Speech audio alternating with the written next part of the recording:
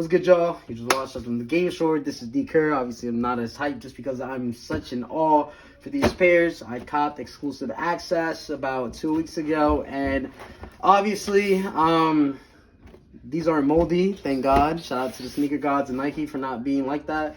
But yes, as y'all can tell, this is the Lost and the Found Jordan 1. In my opinion, sneaker of the year. Size 11. Personal, y'all already know how it is. But a little detail / historical background behind the shoe is basically from the Jordan 1 Chicago.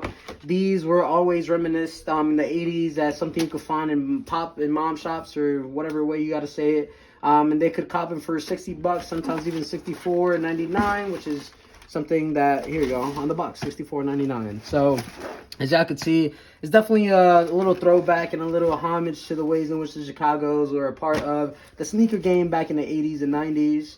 But as we could get into the shoe, y'all could see the little newspapers that detail the newspapers, obviously, that show how much Jordan 1. Bro, if I could cop Jordan 1s for $60, it's what?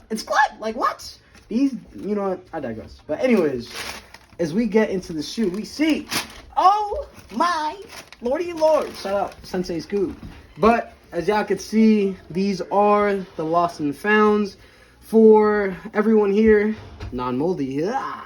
But for most of the pair, it is that cracked leather that we see in the Alma Manir 1s, that we see in the Top Hot or Haze 4s.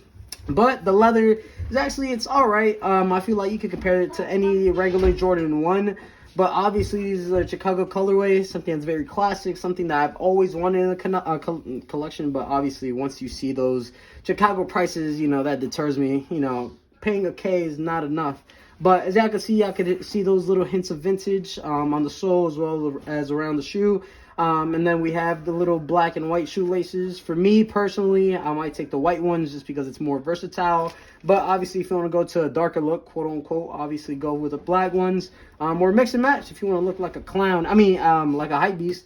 But nonetheless, yeah, that's about it. I know they also included a little, if I could get it out, a little also vintage piece here, as you can see, 830-86. And these are paying homage to people that worked at Nike, I believe, as well as a place that actually sold Jordan 1s back in the day.